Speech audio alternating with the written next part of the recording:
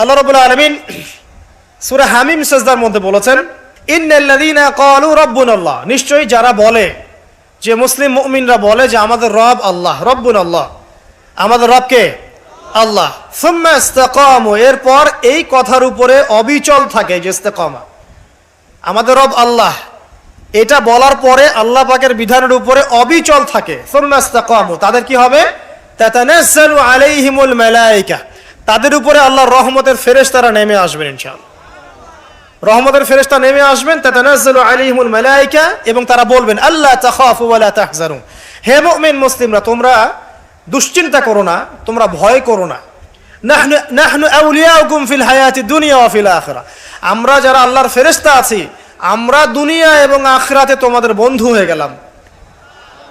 ওয়া লাকুম ফিহা মা তাশতাহি আনফুসুকুম, সেই জান্নাতে তোমাদের জন্য আল্লাহ পাক রেখেছেন যা তোমাদের মন চাবে। ওয়া লাহুম ফিহা মা তাদউন, এবং তোমরা যা আহ্বান করবে সবকিছুই পাবা তোমরা। নুজুলাম মিন গফুরির রহিম, এটা আল্লাহ পাকের পক্ষ থেকে একটা মেহমানদারি হবে ইনশাআল্লাহ। তাহলে ইস্তেকামার ফজিলত পেয়ে গেলাম। যদি আমরা ইস্তেকামা বজায় রাখতে পারি, আল্লাহর দ্বীনের উপর অটল থাকতে পারি, তাহলে আল্লাহর রহমতের ফেরেশতারা আমাদের সাথে চলাফেরা করবে ইনশাআল্লাহ। দুনিয়াতেও তারা আমাদের সাথী হবে, মৃত্যুর পর পরকালেও সাথী হবে ইনশাআল্লাহ। আল্লাহ পাক আমাদেরকে জান্নাত দিবেন, যেই জান্নাতে আপনি যা ইচ্ছা তাই পাবেন ইনশাআল্লাহ আযজা ওয়া জাল্লা। তো এটা তো বললাম, কাজটা তো কঠিন। কি কি কাজ করলে আপনি ইস্তেকামা পাবেন? এক নাম্বার, পয়েন্ট নাম্বার 1, সেটা হলো কায়েমন বাক্যে আল্লাহ পাকের কাছে দোয়া করে, ভিক্ষা চেয়ে, দৃঢ়তা চেয়ে নিতে হবে।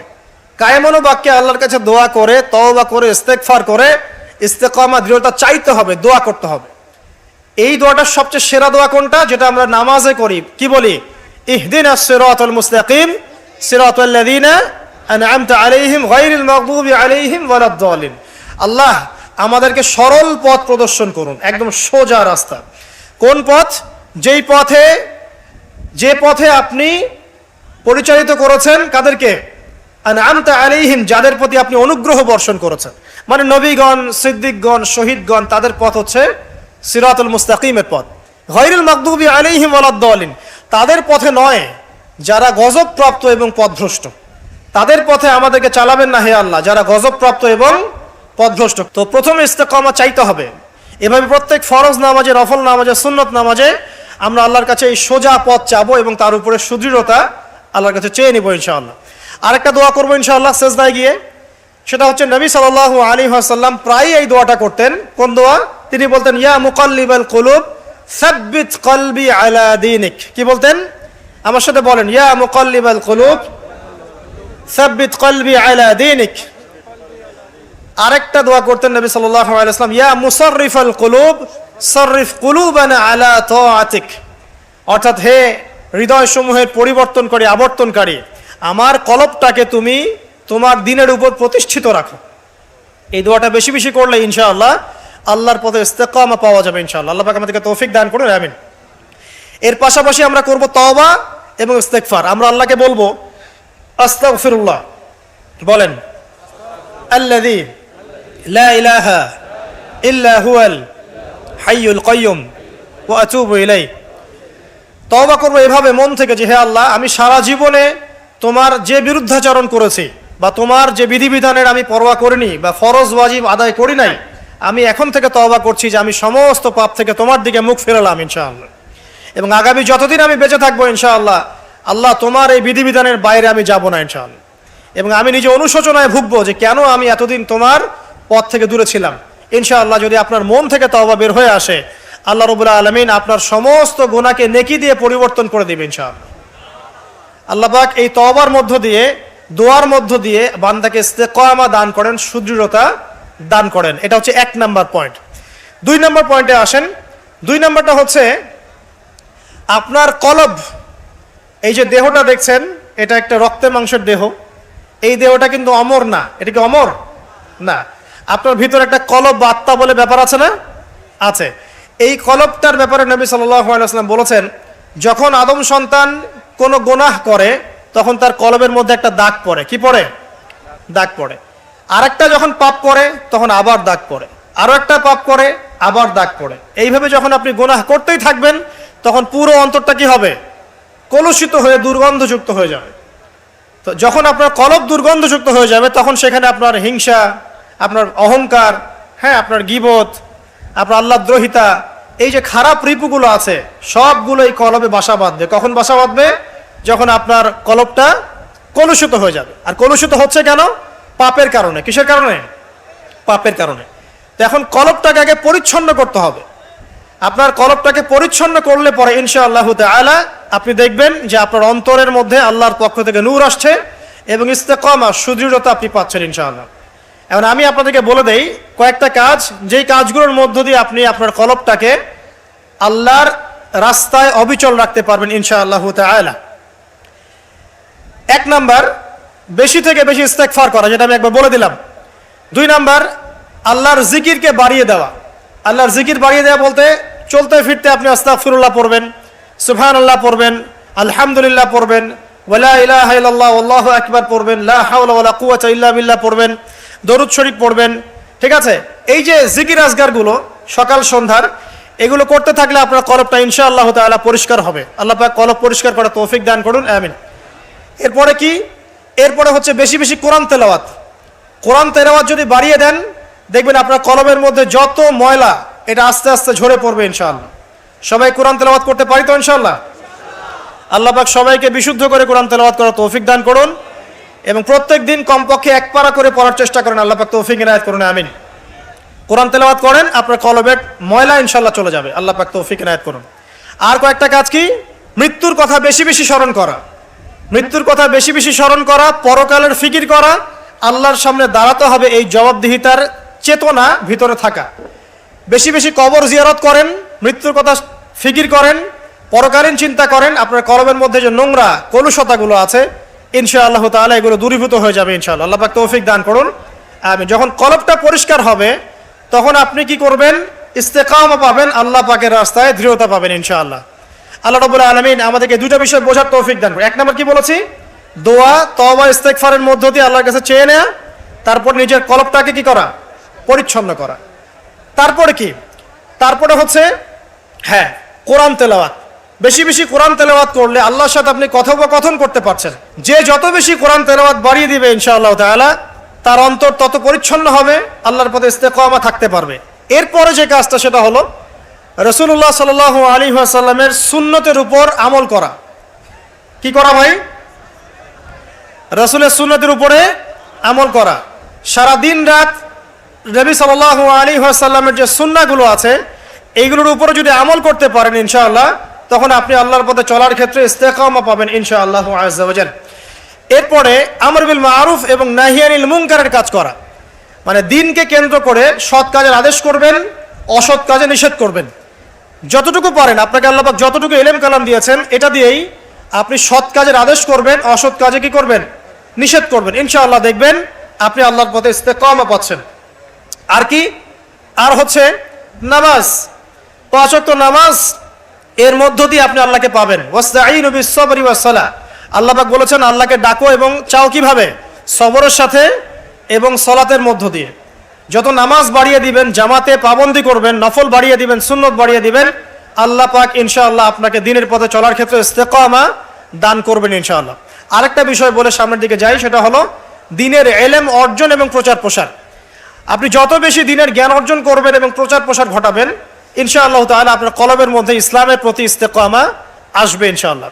এখন কয়েকটা বিষয় বলে শেষ করি যে কি কি কাজ করলে আপনি, কি কি কাজ না করলে আপনি ইস্তেকামা পাচ্ছেন। তার মধ্যে প্রথমটা হচ্ছে শিরিক না করা। যদি আপনি শিরিক করেন ইস্তেকামা পাবেন না। যদি আপনার আমলনামায় শিরকের পাপ থাকে আপনি ইস্তেকামা অর্জন করতে পারবেন না।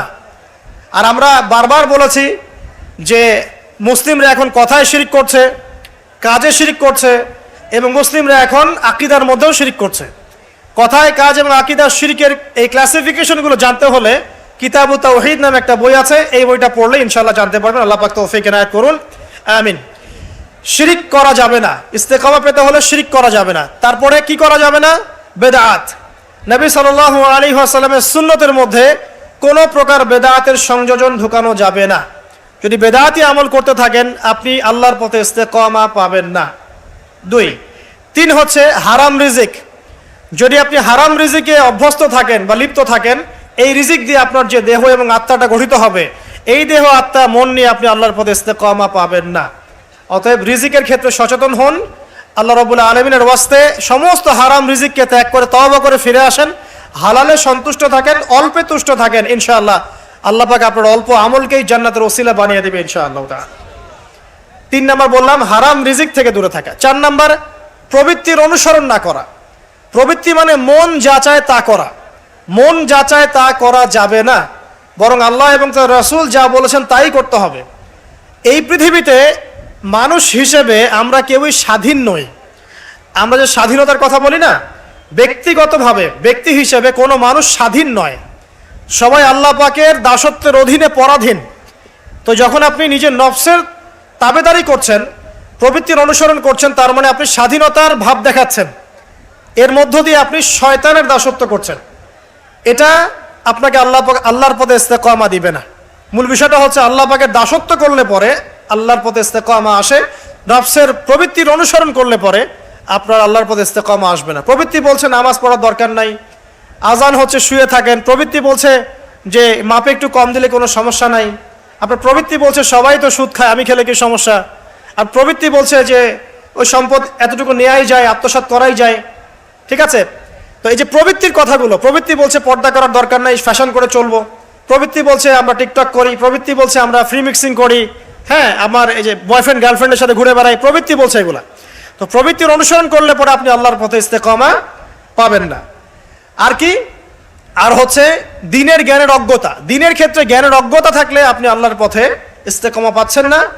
আরেকটা বড় বিষয় আছে, সেটা হলো যে আল্লাহ পাকের দিনটাকে মহব্বত না করা, আল্লাহর দিনকে মহব্বত না করা এবং দিনটাকে এগিয়ে নেওয়ার ফিকির যাদের মধ্যে নাই, তারা আল্লাহ পাকের রাস্তায় ইস্তেকামা পাবে না। এরকম আর অনেকগুলো কারণ আছে যেগুলো আমাদের আল্লাহর পথে চলার ক্ষেত্রে দৃঢ়তার পথে বাধা সৃষ্টি করে। এখন সর্বশেষ যে জায়গাটাতে আমি শেষ করতে চাই সেটা হলো, দেখুন, ইস্তেকামা অর্জন করলে পরে আমরা জান্নাত পাবো এবং ঈমানের উপর দৃঢ়তা পাবো। যদি না করতে পারি তাহলে আমরা আল্লাহর পথ থেকে ছিটকে চলে যাব। এখন আমরা যে আল্লাহ পাকের খলিফা হয়ে পৃথিবীতে এসেছি, আল্লাহ পাক যে আমাদেরকে কিছু দায়িত্ব দিয়ে পাঠিয়েছেন, এই দায়িত্বের ফিকির যাদের মধ্যে নাই, তারা কি আল্লাহর পথে দৃঢ়তা অর্জন করতে পারবে? পারবে না। এখন এই দায়িত্বগুলো কি কি কি কি দায়িত্ব পালন করলে পরে আমরা আল্লাহর কাছে সম্মানিত হব এবং আল্লাহর দিনে দৃঢ়তাও পাবো, ইস্তেকামাও পাবো এবং ইনশাআল্লাহ তাআলা পরকালে জান্নাতও পাবো। অল্প কথা শেষ করছি, একটু ধৈর্য ধরেন। 1 নাম্বার, দেখুন, আপনাকে দায়িত্ব কি দেওয়া হয়েছে? আপনাকে দায়িত্ব দেওয়া হয়েছে যে আপনার পিতা আদম আলাইহিস সালামকে আল্লাহ পাক যে জ্ঞানগুলো শিক্ষা দিয়েছেন সেই জ্ঞান আপনাকেও শিখতে হবে। এটা প্রথম কাজ। জ্ঞান শিখতে রাজি আছি তো ইনশাআল্লাহ? আচ্ছা, আপনাকে কি দায়িত্ব দেওয়া হয়েছে? আল্লাহ পাক নাজিল করেছেন অসংখ্য আসমানি কিতাব, তার মধ্যে সর্বশেষ হচ্ছে আল কোরআন, এবং এই কোরআনের জ্ঞান অর্জন করে কোরআন পড়া, এর উপর আমল করা, এর প্রচার প্রসারের দায়িত্ব আল্লাহ পাক আপনাকে দিয়েছেন, আমাকে দিয়েছেন। এই দায়িত্ব পালন না করলে প্রকৃত মুসলিম হওয়া যাবে? যাবে না। জ্ঞান অর্জন করা, কোরআনের জ্ঞান অর্জন করে এটা প্রচার প্রসার করা। আল্লাহ পাক আপনাকে দায়িত্ব দিয়েছেন কি? নবী সাল্লাল্লাহু আলাইহি ওয়াসাল্লামের রেখে যাওয়া যে দিন, এই দিনটাকে আল্লাহর জমিনে প্রচার করে এগিয়ে নেওয়া। এই দায়িত্ব পালন না করলে কি আমরা প্রকৃত মুসলিম হতে পারবো? পারবো না। আল্লাহ পাক আপনাকে দায়িত্ব দিয়েছেন, আপনি পরিবারের কর্তা। আপনার পরিবারে পর্দা ঠিক আছে কিনা, হালাল রিজিক ঠিক আছে কিনা, সবাই নামাজে কিনা, এটা দেখার দায়িত্ব কার? আপনার। আপনি যদি পরিবারের উপরে দায়িত্ব পালন না করেন, আপনি আল্লাহর দ্বীনের দায়িত্ব পালন করছেন না। আপনাকে আল্লাহ পাক দায়িত্ব দিয়েছেন আগামী প্রজন্মটাকে ইসলামের আদর্শে মানুষ করতে। যদি আপনি দায়িত্ব পালন না করেন, আপনি প্রকৃতপক্ষে ইসলামের দায়িত্ব পালন করছেন না। সবচেয়ে বড় কথা হচ্ছে আমর বিল মারুফ এবং নাহি আনিল মুনকারের দায়িত্ব আল্লাহ পাক আপনাকে দিয়েছেন। সৎ কাজের আদেশ করা, অসৎ কাজে নিষেধ করার দায়িত্ব আল্লাহ পাক আপনাকে আমাকে দিয়েছেন। যদি এই দায়িত্ব পালন না করি, আমরা আল্লাহর কাছে ইস্তেকামা পাবো না এবং আল্লাহর জমিনে দ্বীনও প্রতিষ্ঠিত হবে না এবং আমরাও আল্লাহর কাছে সম্মানিত হতে পারবো না। আল্লাহ রাব্বুল আলামিন আমাদের সবাইকে এই দায়িত্বগুলো পালন করার তৌফিক দান করুন, দ্বীনের উপর ইস্তেকামা অর্জন করার তৌফিক দান করুন এবং যে কাজগুলো করলে পরে দৃঢ়তা পাওয়া যাবে সেগুলো করার তৌফিক দান করুন। যে কাজগুলো করলে দৃঢ়তা থেকে ছিটকে যাব সেগুলো থেকে আল্লাহ পাক আমাদেরকে বাঁচিয়ে রাখুন, আমিন। সর্বশেষ কথা হচ্ছে প্রিয় ভাইয়েরা, যে আমরা সবাই আজকে থেকে নিয়াত করি যে আমরা আজকে তওবা করলাম, জীবনে যত ভুল ত্রুটি করেছে আল্লাহ যেন মাফ করে দেন এবং আজকের পর থেকে আমরা আল্লাহর বিধানের বাইরে যাব না ইনশাআল্লাহ। যারা নামাজ ছেড়ে দিয়েছে আজকে থেকে নামাজি হয়ে যাব ইনশাআল্লাহ। যারা নামাজ কাজা করেছি নামাজ কাজা আদায় করে দেবো ইনশাআল্লাহ। যারা কোরআন তেলাওয়াত করি নাই, শিখি নাই, আজকে থেকে নিয়াত করব শিখবো ইনশাআল্লাহ। যারা কোরআন তেলাওয়াত করা জানি, প্রতিদিন এক পারা করে পড়বো ইনশাআল্লাহ। যারা সুন্নতের উপর আমল করছি, করার ক্ষেত্রে আমরা হেয়ালিপনা করছি, শক্ত করে নবীর সুন্নত আঁকড়ে ধরবো ইনশাআল্লাহ। দাড়ি রাখেন নাই, দাড়ি ছেড়ে দিবেন ইনশাআল্লাহ। টাকনুর নিচে কাপড় পরছেন, কাপড় উঠিয়ে নেবেন ইনশাআল্লাহ। যারা পর্দা করি নাই, আজকে নিয়াত করবো যে আজকের বাসায় গিয়ে আমরা পর্দা করা শুরু করবো ইনশাআল্লাহ তাআলা। জীবনে যত গুনাহ করেছি, এই সমস্ত গুনাহ থেকে আল্লাহর কাছে আমরা তওবা করব এবং ঈমান, আকীদা, আমলের উপরে আল্লাহর কাছে দৃঢ়তা প্রার্থনা করে নেব ইনশাআল্লাহ। আবারও বলছি, আল্লাহুম্মা ইহদিনা সিরাতাল মুস্তাকিম, ইয়া মুকাল্লিবাল কুলুব সাব্বিত কুলুবানা আলা তাআতিক, ইয়া মুসাররিফাল কুলুব সাররিফ কুলুবানা আলা দীনিক। আল্লাহ সুবহানাহু ওয়া তাআলা আদম আলাইহিস সালামকে পৃথিবীতে কি হিসেবে পাঠিয়েছেন ভাই? খলিফা হিসেবে। আমরা বলছিলাম যে খলিফা কাকে বলে, খলিফা কাকে বলে, এটা আমাদের প্রশ্ন ছিল আপনাদের উদ্দেশ্যে। আপনারাই বলেন, আল্লাহর খলিফা কাকে বলে? আল্লাহর প্রতিনিধি। মাশাআল্লাহ। পৃথিবীতে যে ব্যক্তি আল্লাহ পাকের বিধিবিধানগুলো মেনে চলে, সে আল্লাহর খলিফা কিনা? আর দুনিয়াতে যে ব্যক্তি আল্লাহর বিধিবিধান মেনে চলে না, সে কি আল্লাহর খলিফা? সে কার খলিফা? শয়তানের খলিফা। বুঝতে পারছেন? খলিফার একটা সংজ্ঞা আল্লাহ পাক দিয়েছেন সূরা সাদের মধ্যে। কোন সূরায়? সূরা সাদ। আল্লাহ পাক বলছেন, একটা কথা বলে রাখি যে আল্লাহ পাক আদম আলাইহিস সালাম ছাড়াও আরো একজন নবীকে কিন্তু খলিফা বলেছেন। সেই নবীর নাম কি? দাউদ আলাইহিস সালাম। মাশাআল্লাহ।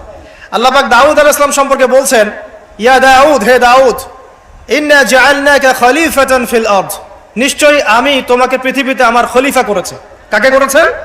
দাউদ আলাইহিস সালামকে। আপনার কাজ কি? ফাহকুম বাইনান নাসি বিল হক, দাউদ তোমার কাজ হচ্ছে মানুষের মাঝে হকের মানদণ্ডে বিচার ফয়সালা করবে। মানুষের মাঝে হকের মানদণ্ডে বিচার ফয়সালা করবে। ফাহকুম বাইনান নাসি বিল হক ওয়ালা তাত্তাবিউল হাওয়া, এবং তোমার মন গড়া প্রবৃত্তির অনুসরণ করবে না।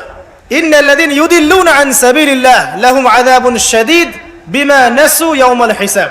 আল্লাহ পাক বলছেন, হে দাউদ, আমি তোমাকে পৃথিবীতে আমার খলিফা করেছি, তোমার কাজ হচ্ছে মানুষের মাঝে হকের মানদণ্ডে বিচার ফয়সালা করা এবং প্রবৃত্তির অনুসরণ তুমি করো না। নিশ্চয়ই যারা প্রবৃত্তির অনুসরণ করেছে তারা আল্লাহ পাকের সরল পথ থেকে বিচ্যুত হয়ে গেছে।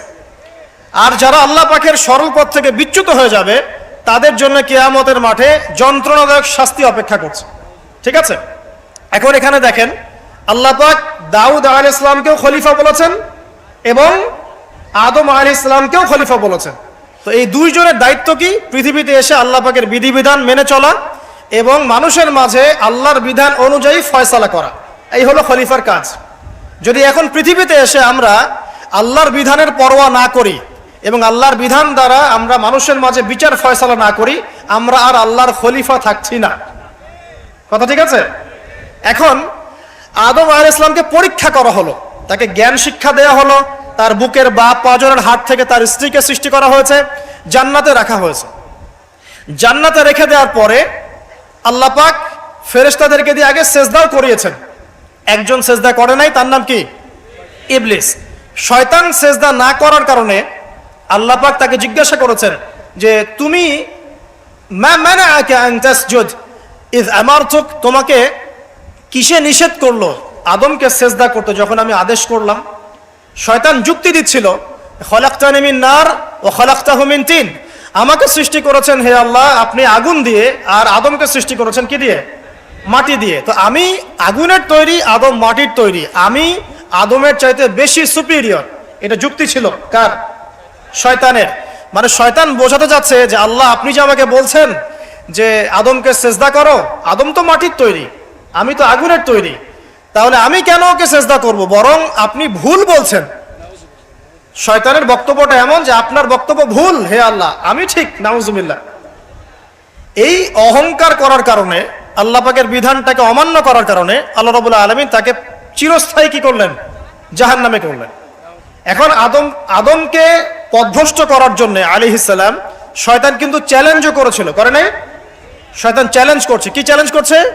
যে ইয়া রব্বি আনজিরনি ইলা ইয়াউমি ইউবআসুন, হে আল্লাহ আমাকে কিয়ামত দিবস পর্যন্ত সময় দেন, হায়াত দেন। ফাবিমা আগওয়াইতানি, যে আদমের কারণে আপনি আমাকে আজকে তাড়িয়ে দিলেন জান্নাত থেকে, লাআকুদান্না লাহুম সিরাতাকাল মুস্তাকিম, আমি সেই আদমের সরল পথে ওত পেতে বসে থাকবো। এটা কার চ্যালেঞ্জ? আলোচনা খুব ভালো করে বোঝেন, এটা কার চ্যালেঞ্জ? শয়তানের চ্যালেঞ্জ। শয়তান চ্যালেঞ্জ করলো, আরো চ্যালেঞ্জ করলো। কি চ্যালেঞ্জ? সুম্মা লাআতিয়ান্না মিন বাইনি আইদিহিম, আমি তার ডান দিক থেকে আসবো, ওয়ান আইমানিহিম, ওয়ান সামন থেকে আসবো, ওয়ান খালফিহিম, তার পিছন থেকে আসবো, ওয়ান আইমানিহিম, তার ডান দিক থেকে আসবো, ওয়ান শামাইলিহিম, তার বাম দিক থেকে আসবো, ওয়ালা তাজিদু আকসারাহুম শাকিরিন, আপনি বেশিরভাগ আদম সন্তানকে শুকরগুজার পাবেন না। কে বললো এই কথা? শয়তানের চ্যালেঞ্জটা শোনেন, আমাকে কিয়ামত পর্যন্ত অবকাশ দিন। আল্লাহ পাক বলেন ঠিক আছে দিলাম। এবার শয়তান বলছে যে আমি আদমের সরল পথে ওত পেতে বসে থাকবো, আছে কি নাই? আছে। এরপরে বলছে আমি ডান দিক থেকে আসবো, বাম দিক থেকে আসবো, সামন পিছন সব দিক থেকে আসবো, বেশিরভাগ আদম সন্তানকে আপনি শুকরগুজার পাবেন না। ও তার চ্যালেঞ্জের উপরে অটল আছে কি নাই? বেশিরভাগ মানুষ কি নামাজ পড়ে? বেশিরভাগ মানুষ কি হালাল খাচ্ছে? বেশিরভাগ মেয়ে কি পর্দা করছে? বেশিরভাগ কি আমরা যাকাত দিয়েছি? বেশিরভাগ মানুষ কি আল্লাহ এবং তার রাসূলের বিধিবিধান মেনে চলছে? তাহলে শয়তান যে চ্যালেঞ্জ করলো ওয়ালা তাজিদু আকসারাহুম শাকিরিন, বেশিরভাগকে আল্লাহ আপনি শুকরগুজার পাবেন না, ও সফল না ব্যর্থ? বলেন, শয়তান সফল না ব্যর্থ? সফল। আল্লাহ পাক বলে দিলেন একটা কথা যে ওয়া কালিলুম মিন ইবাদিয়াশ শাকুর, আমার শুকরগুজার বান্দা কিন্তু খুব কম হবে। কি হবে? কম হবে। এবং আল্লাহ পাক বলছেন আমার শুকরগুজার বান্দার তুমি কোনো ক্ষতি করতে পারবে না ইনশাআল্লাহ। এই কথা রাসূল সাল্লাল্লাহু আলাইহি ওয়াসাল্লাম হাদিসের মধ্যেও বলছেন যে নিঃসন্দেহে বনু ইসরাইল ৭২টা দলে ভাগ হয়ে গিয়েছিল। ওয়া তাফতারিকু উম্মতি আলা ৭৩ মিল্লাহ, আর আমার এই উম্মতে মুহাম্মাদি ভাগ হয়ে যাবে ৭৩টা দলে। কয়টা দলে? কুল্লুহুম ফিন্নার, প্রত্যেকটা দল যাবে জাহান্নামে ইল্লা মিল্লাতান ওয়াহিদা, একটা মাত্র দল ছাড়া, একটা মাত্র মিল্লাত ছাড়া।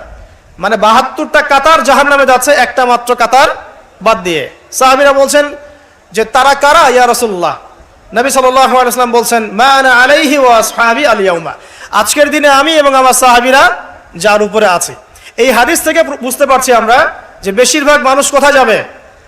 জাহান্নামে যাবে। আরেকটা আয়াত দিয়ে প্রমাণ করে সামনে যাই। সূরা আরাফের মধ্যে আল্লাহ পাক বলছেন যে ওয়ালাকাদ যারানা লি জাহান্নামা কাসীরাম মিনাল জিন্নি ওয়াল ইনস, আল্লাহ পাক বলছেন দেখো আমি বহু জিন আর মানুষকে দিয়ে জাহান্নাম পূর্ণ করে দিব। প্রচুর জিন, প্রচুর মানুষকে দিয়ে আমি জাহান্নাম পূর্ণ করে দিব। কত? সংখ্যাটা কেমন হবে? সহিহ বুখারী একটা হাদিসে পাওয়া যায় যে প্রত্যেক ১,৯৯৯ জন জাহান্নামে যাবে নাউযুবিল্লাহ। আদম আলাইহিস সালামকে আল্লাহ পাক ডাকবেন, ডেকে বলবেন কিয়ামতের মাঠে তোমার সন্তানদের মধ্য থেকে জাহান্নামীগুলোকে আলাদা করে দাও, জান্নাতীদেরকে আলাদা করে দাও। এবার আদম আলাইহিস সালাম বলবেন যে কতজনকে আলাদা করবো হে আল্লাহ? আল্লাহ রাব্বুল আলামিন বলবেন প্রত্যেক ১,৯৯৯ জনকে জাহান্নামের জন্য আলাদা করে দাও। চিন্তা করতে পারলেন? তার মানে এখানে একটা বিষয় বোঝার আছে, প্রত্যেক ১,৯৯৯ জন যে জাহান্নামে যাচ্ছে কি কারণে যাবে? কোন পাপের কারণে যাবে? কে বলতে পারবেন কোন পাপের কারণে যাবে? মাশাআল্লাহ, শিরকের কারণে। কারণ কি? কারণ শিরক ছাড়া অন্য যে কোনো গুনাহ আল্লাহ পাক মাফ করতে পারেন, পারেন না? কিন্তু শিরকের গুনাহ থেকে তওবা না করে যদি মারা যায় আল্লাহ কি মাফ করবেন? আল্লাহ পাক সূরা নিসার মধ্যে বলেছেন যে আল্লাহ পাক যে কোনো গুনাহ যাকে ইচ্ছা মাফ করতে পারেন। যে কোনো গুনাহ, আপনি চুরি করেছেন আল্লাহ চাইলে মাফ করতে পারেন, জিনা করেছেন তওবা করলে আল্লাহ পাক মাফ করতে পারেন, আপনি নামাজ পড়েন নাই তওবা করেছেন আল্লাহ চাইলে মাফ করতে পারেন, যাকাত দেন নাই মাফ করতে পারেন, আপনি সুদ খেয়েছেন তারপরেও তওবা করলে আল্লাহ পাক মাফ করতে পারেন। কিন্তু শিরক করেছেন, বিনা তওবায় মারা গেছেন, আমল নামে শিরকের পাপ আছে, আল্লাহ পাক মাফ করবেন না এমনটাই বলেছে। বরং আল্লাহ পাক বলছেন যে হে আদম সন্তান তুমি যদি আমার সামনে আসমান জমিন সমান গুনাহ নিয়ে হাজির হও, মানে গুনাহ তোমার আসমান এবং জমিনের সমান হয়ে গেছে কিন্তু তোমার আমল নামায় কোনো শিরকের পাপ নাই, তাহলে আমি তোমার সামনে আসমান জমিন সমান ক্ষমা নিয়ে হাজির হব। তার মানে বুঝতে পারলাম যে শিরকের পাপটা আল্লাহ পাক মাফ করছেন না, অন্য যে কোনো পাপ যাকে ইচ্ছা মাফ করতে পারেন। তাহলে এই যে এতগুলো মানুষ জাহান্নামে যাচ্ছে, তাহলে তাদের আমল নামায় কোন পাপ থাকতে পারে? বুঝতে পারছেন না? তাহলে তাদের আমল নামায় নিঃসন্দেহে শিরকের পাপ আছে। তার মানে এমন একটা যুগের মানুষ বেশি জাহান্নামে যাবে যে যুগের মধ্যে শিরক দিয়ে ভর্তি। কথা কি বুঝতে পারছেন? এটা কোন যুগ? যে যুগের মধ্যে শিরক দিয়ে সব ক্ষেত্র ভর্তি। আমি আপনাকে বলি, আপনার এই ওয়ার্ল্ড অ্যাফেয়ার্স শিরক দিয়ে ভর্তি। আপনার এডুকেশন সিস্টেমের মধ্যে শিরক আছে, আপনার ইকোনমিক সিস্টেম এর মধ্যে শিরক আছে, এমনকি মুসলিমরা এখন ধর্মের মধ্যেও শিরক করছে। পড়াশোনা বলেন, অর্থনীতি বলেন, জিওপলিটিক্স বলেন, সমাজ বলেন, ধর্মতাত্ত্বিক দর্শনগুলো বলেন, এগুলো এখন শিরক দিয়ে ভর্তি। কোথায় কোথায় শিরক আছে এটা ব্যাখ্যা করতে গেলে সারা রাত চলে যাবে। শুধু এতটুকু বলে দিলাম, এই বিশ্বটা এখন শিরকি বিশ্ব চলছে। প্রতিটা ক্ষেত্রেই আল্লাহদ্রোহিতা, প্রতিটা ক্ষেত্রে কি আল্লাহদ্রোহিতা। আল্লাহ বলেছেন সুদ খেও না, মানুষ বলছে সুদ না খেলে কি এখন চলা যায়। আল্লাহ বলছেন মদ খাওয়া হারাম, মানুষ বলছে মদ খাওয়া হারাম কেন, এটা ব্যক্তি স্বাধীনতা। মানে এই যুগটা হচ্ছে আল্লাহদ্রোহিতার যুগ। আল্লাহ বলছেন ইকরা বিসমি রাব্বিকাল্লাযী খালাক, তুমি সেই জ্ঞান অর্জন করো যা তোমাকে আল্লাহ পর্যন্ত পৌঁছাবে। এখন আমরা সারা জীবন পড়াশোনা করছি, আল্লাহ খোদার নাম নাই। প্রতিটা ক্ষেত্র আল্লাহ পাক বলছেন ওয়ামান লাম ইয়াহকুম বিমা আনজালাল্লাহু ফাউলাইকা হুমুল কাফিরুন, যারা আল্লাহ পাকের বিধান অনুযায়ী ফয়সালা করছে না, এরা জালেম, এরা ফাসিক, এরা কাফের। আর আমরা সারা বিশ্বের দিকে তাকিয়ে দেখছি এখানে ইসলামিক লজের কোনো বালাই নাই। তো প্রতিটা ডিপার্টমেন্ট শিরক। আপনাকে বুঝাই, 999 জন মানুষ যে জাহান্নামে যাবে, আমল নামে একটা কমন পাপ থাকবে, সেটা কি? শিরক। তো আপনাকে যুগ এবং জিজ্ঞাসা সম্পর্কে সচেতন থাকতে হবে। যে কথাটা বলতে গিয়ে এদিকে আসলাম, যে আল্লাহ রাব্বুল আলামিন জ্ঞানের মাধ্যমে আমাদের পিতাকে সম্মানিত করেছেন এবং নবী সাল্লাল্লাহু আলাইহি ওয়াসাল্লামের প্রতিও কিন্তু প্রথম জ্ঞানের ওহী করা হয়েছে। উম্মতে মুহাম্মাদি হিসেবে আমাদের করণীয় হচ্ছে প্রথমে জ্ঞান অর্জন করা। কারণ আমরা এই পৃথিবীতে সাধারণ কোনো সৃষ্টি নই, আমরা আল্লাহ পাকের খলিফা। আমরা আল্লাহর কি খলিফা। আমাদের উপর দায়িত্ব হচ্ছে আমরা আল্লাহর বিধিবিধান মেনে চলবো, অন্যকেও সেই পথে আহ্বান করবো ইনশাআল্লাহ।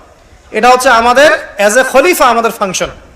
আমাদেরকে আল্লাহ পাক যেখানে দায়িত্ব দিবেন সেখানেই আমরা আল্লাহ পাকের বিধানের পরোয়া করব।